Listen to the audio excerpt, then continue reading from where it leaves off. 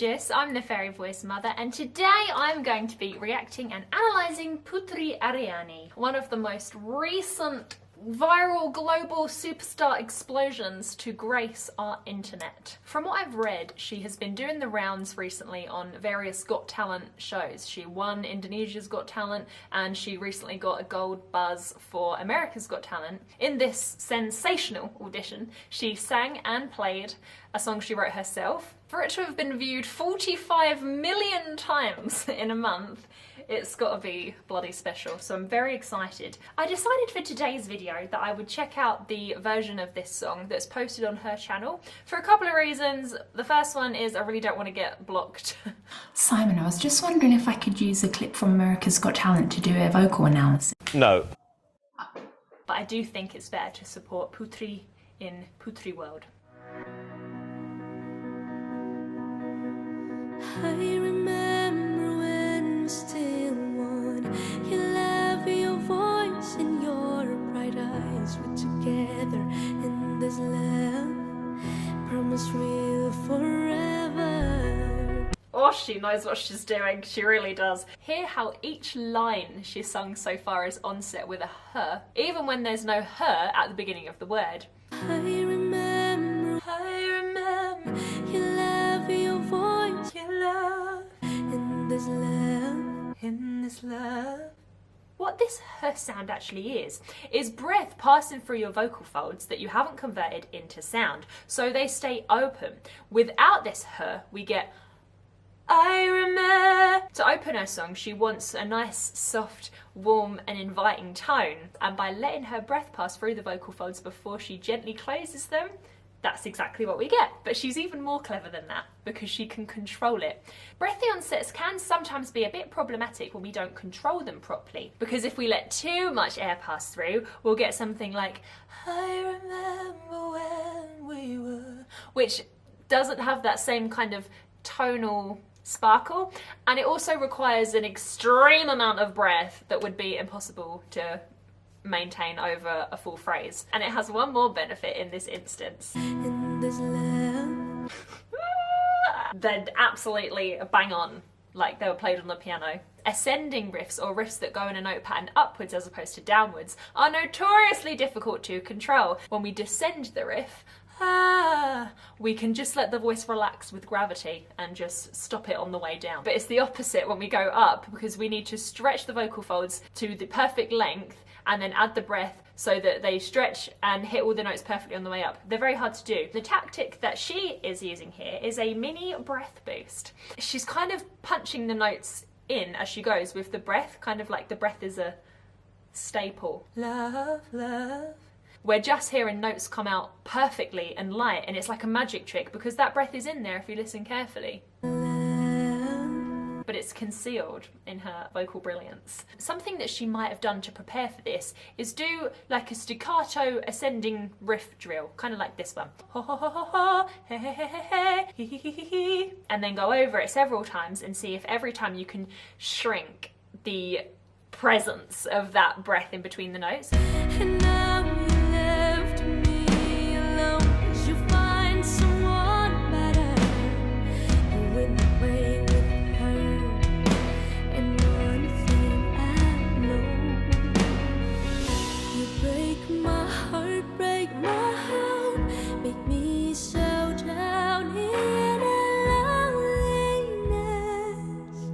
You left me when I did, thought you were my blessing, being my prince, but I was wrong.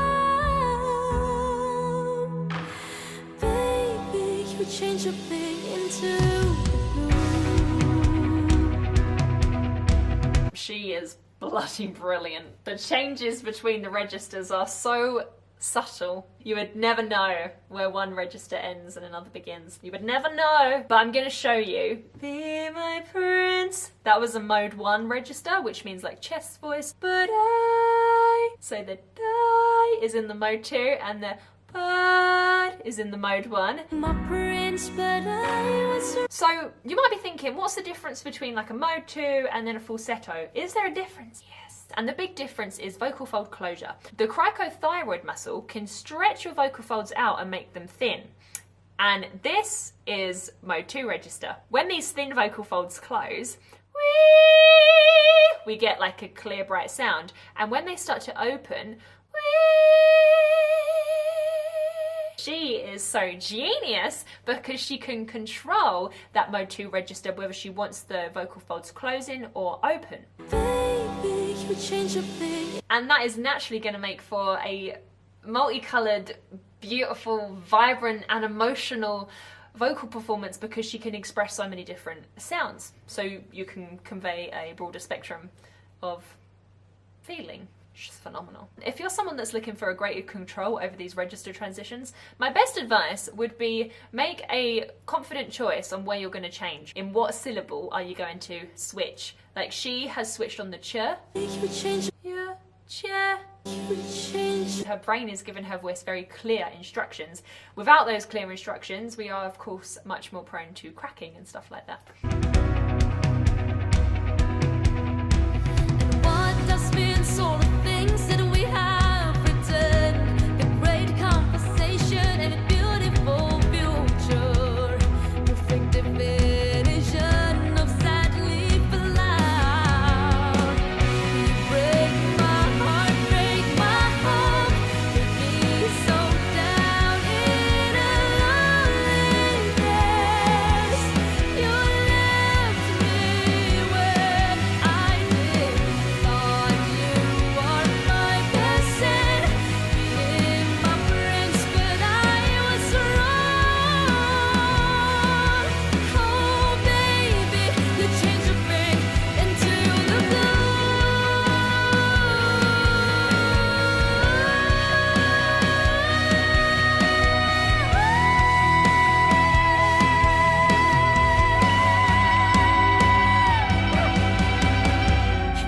Blimey! Oh!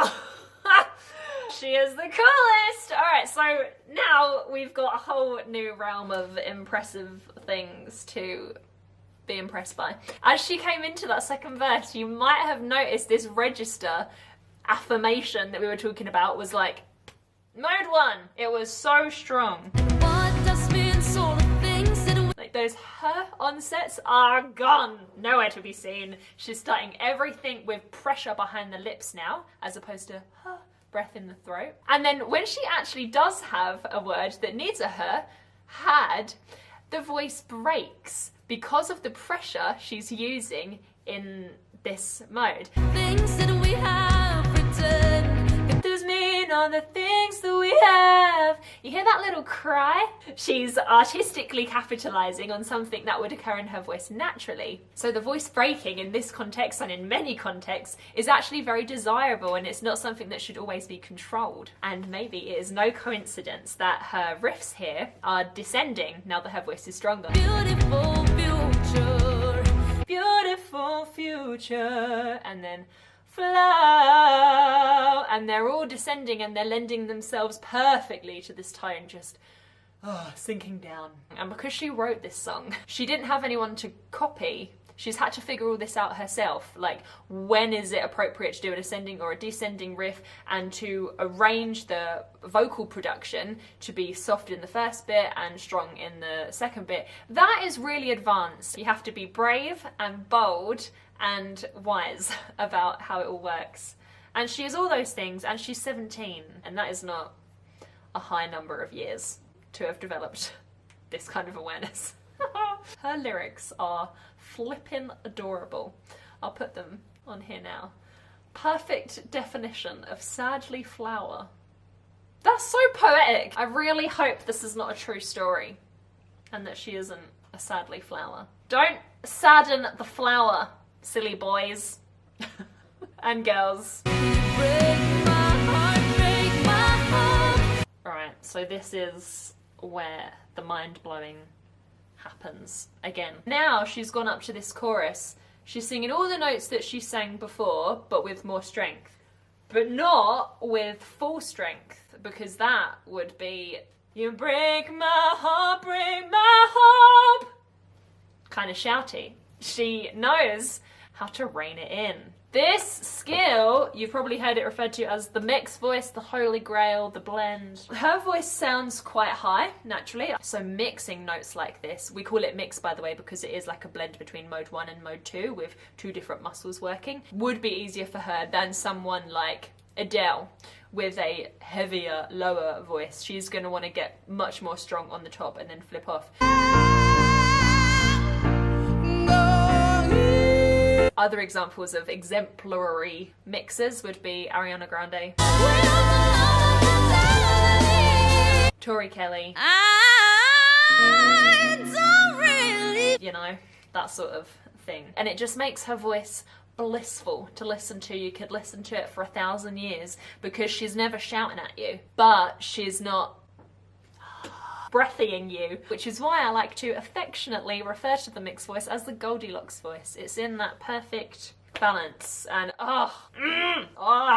it's so good. She must sing so much because the way that she goes up to the note on wrong,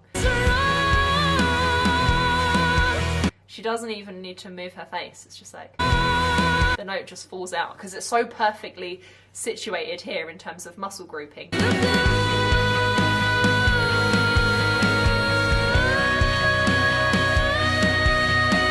Now this big ooh note is where the power of the mixed voice is no longer a choice. Rejoice, I don't know, I just wanted to rhyme choice with something else. It's a necessity because of the vowel. Ooh, if you do that too strong, because it's narrow, you're going to get an insane amount of pressure build up and you're going to choke, like... No. No. If it was blah, you could get away with it because the pressure would be lower due to the fact that it would all be escaping. Blah! But you can't do that with you just can't. So that's incredible.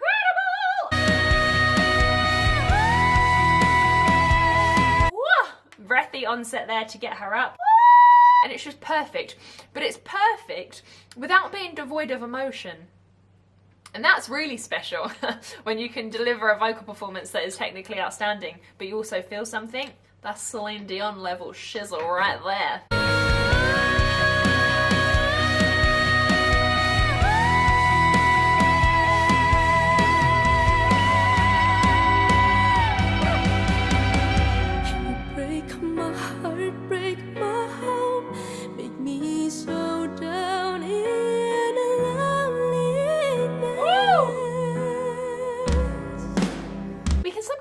Register brick. It's like breathy, but it's still thick, you know, in that realm. And she's even taken this opportunity to give us a mini ascension in the riff as well, now that the pressure load is lighter in here.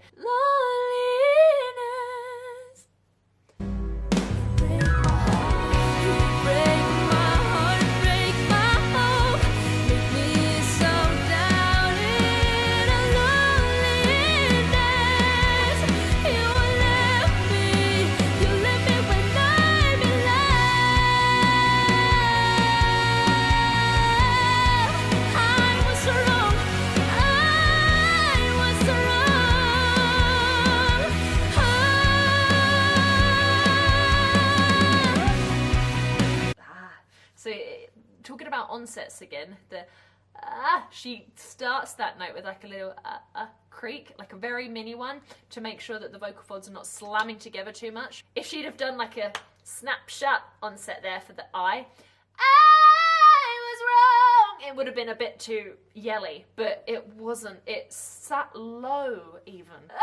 And this is a brilliant thing that we can learn from her. By making that onset instead of it gives our voice a chance to close more gently, which in turn affects the tone. And that is really important because there isn't really much point in having a giganormous range, but you can't control the way any of the notes sound. It's more useful in a performance sense to master the range that you have in terms of take the set of notes that feel good and just be able to sing them in several different ways, and then simultaneously work on your range, add more notes to it every practice session and control them as you ascend.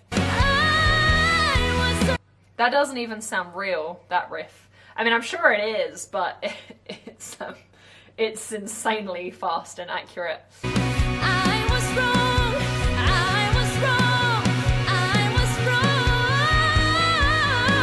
Why do I